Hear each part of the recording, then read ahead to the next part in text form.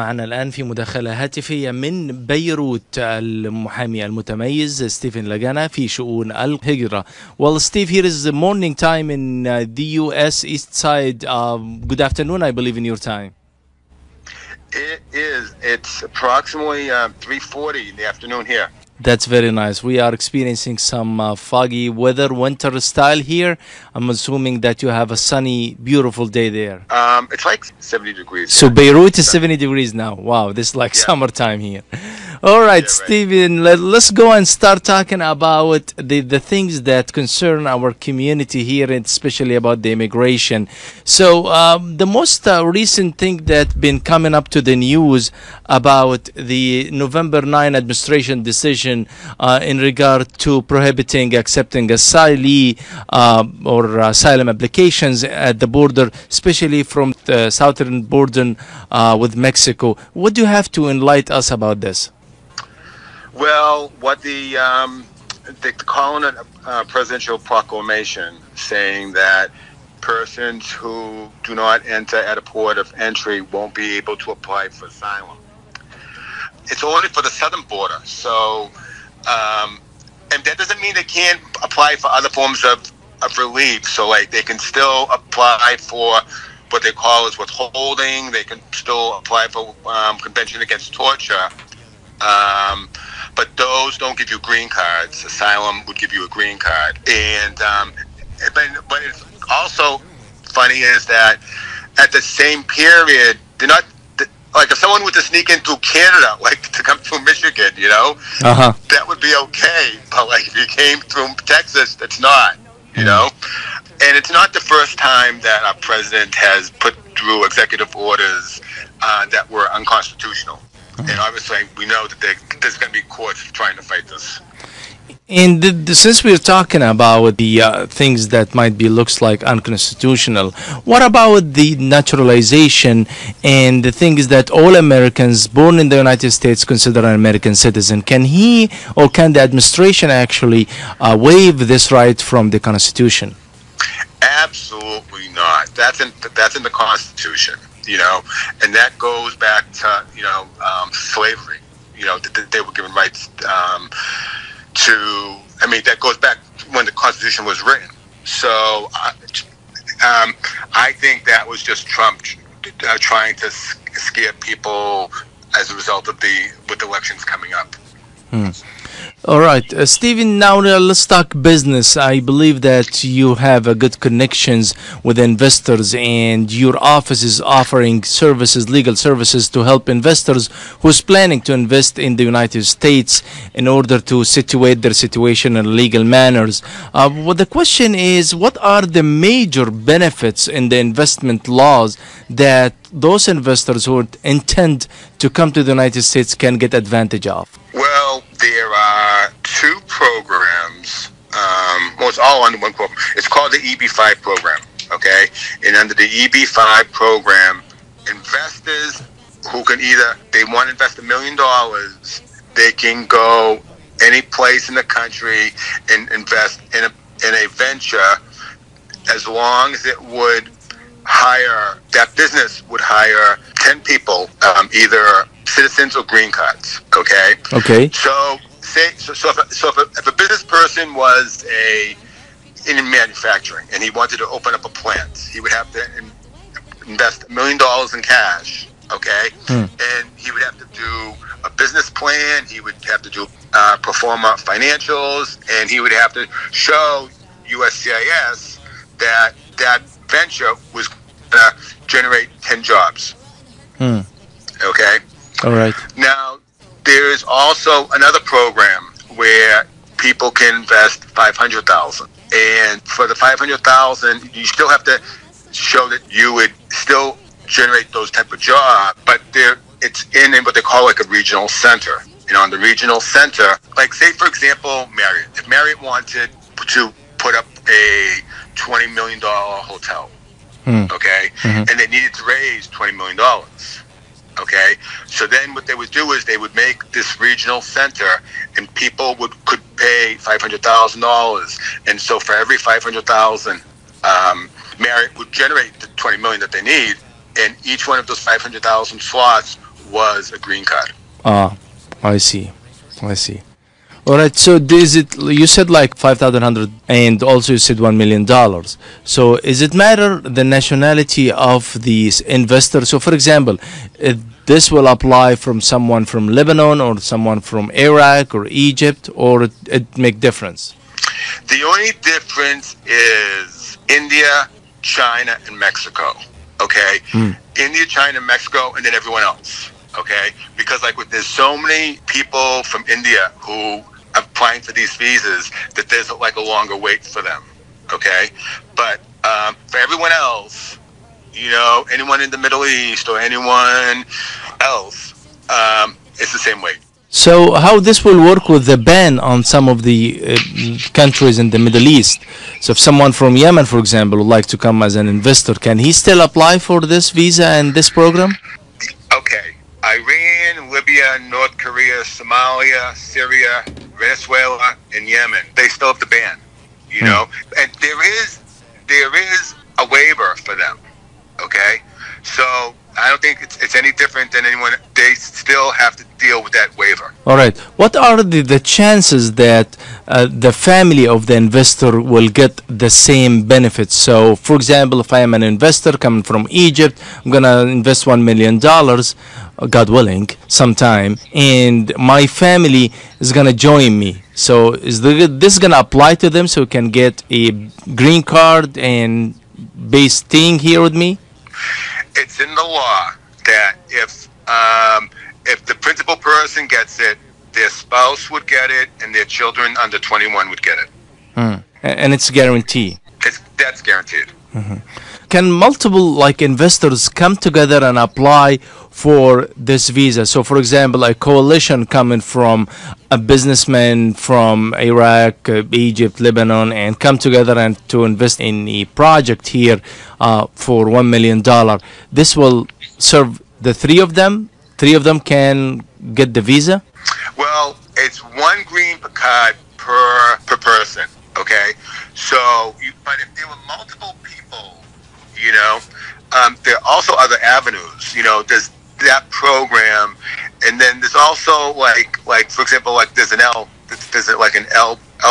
visas. Okay, where managers of the company can get visas to go back and forth. So I've had clients who are from Iraq. Okay, and they had manufacturing companies. All right, now, and they were going to start a company in the United States and use an L visa to go back and forth. Okay, and with an L visa, you can hire as many people as you want and get green cards for as many people as you want.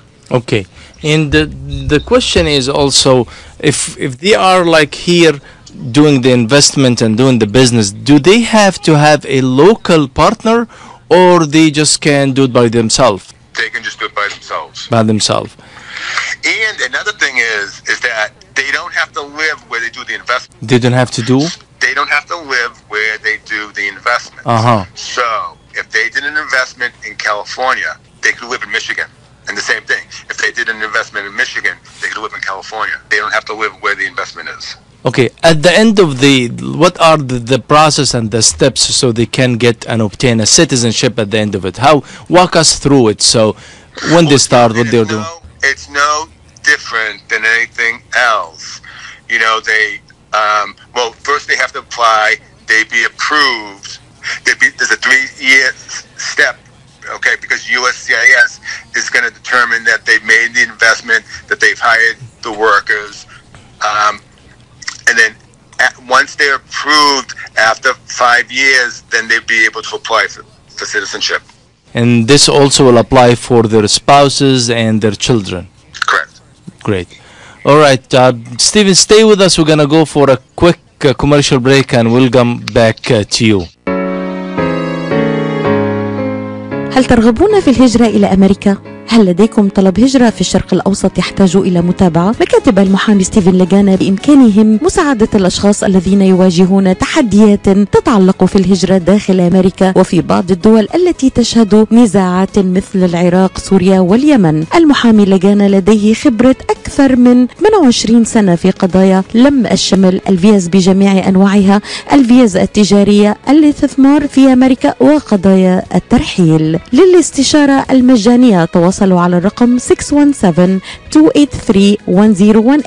617-283-1018 ومن جميع أنحاء العالم على الواتساب 001-617-283-1018 إذا كنتم تحتاجون إلى مساعدة قانونية شاملة بما يتعلق في الهجرة إلى أمريكا. المحامي ستيفن لاغانا هو العنوان.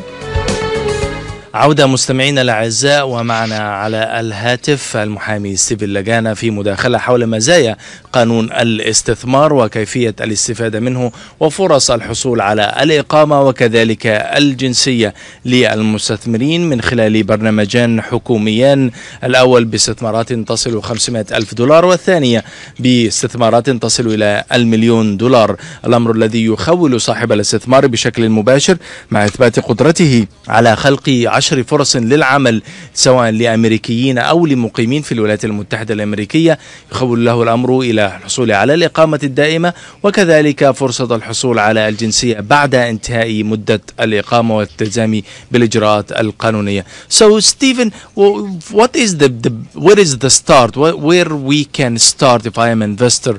What is the first thing that I need to consider if I'm looking to invest in the United States and obtain a green card and hopefully citizenship? Well, there are two ways, okay?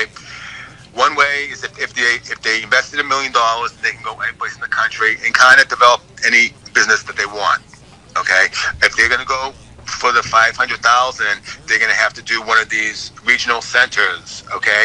And the regional centers may be less profitable, okay? But that's the way it is, you know, because just imagine if you were investing in like a Marriott hotel, okay? Then you don't have the control over the business. You don't have, and they acknowledge that the profits are less, okay?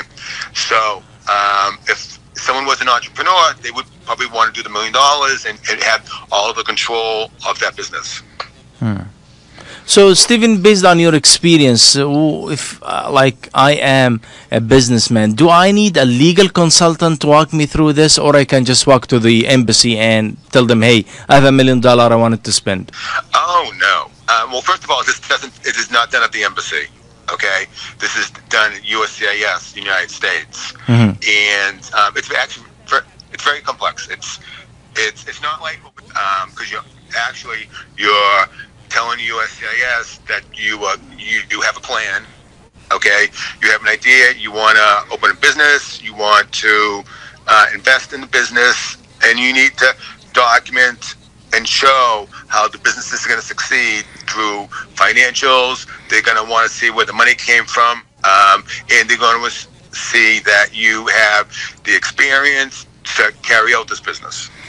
So is it safe to say and advise all our listener that this subject is very attractive subject to fraud, and a lot of people can claim that they have a connection in the USCIS and they know how to do this kind of services? What are the good words from you to our listener to avoid fraud in this subject? Well, I think they need someone who they can trust and who's reliable. But on this type of case, everything is within USCIS is with documentation. They're going to have to document that there's a business plan. They're going to have to document that it's viable. And on a lot of these businesses, there has to be the cooperation from the community. Okay, that it's going to be zoned properly. It's going to be the business is going to have occupancy permits. So there's just a lot of documentation. All right, we are less than 1 minute away from our interview here. Stephen, how our listener can follow up with you if they have questions or if they have a relative overseas and they would like to communicate with you either here or in Beirut. Okay, what is the phone call number? Okay, So back in the States, it's 313-945-0022. 313-945-0022. Yep. And then on the WhatsApp, 011-617-1018. Can you repeat the number again, please? 617-283-1018. Stephen Lagana, there is always a questions and there is always answers from you. As usual, our expert in immigration, investment, and more. Ladies and gentlemen, we have him here on the phone from Beirut. Stephen Lagana, thank you very much for the interview and hopefully to see you soon here back home. Okay, see you soon. Thank you very much. مستمعينا الأعزاء، كانت هذه مداخلتنا مع المحامي ستيفن لاغانا حول قوانين الهجرة. سعدت بصحبتكم لهذا اللقاء، حتى نلتقي نترككم في حفظ الله ورعايته. سامح الهادي، استودعكم الله.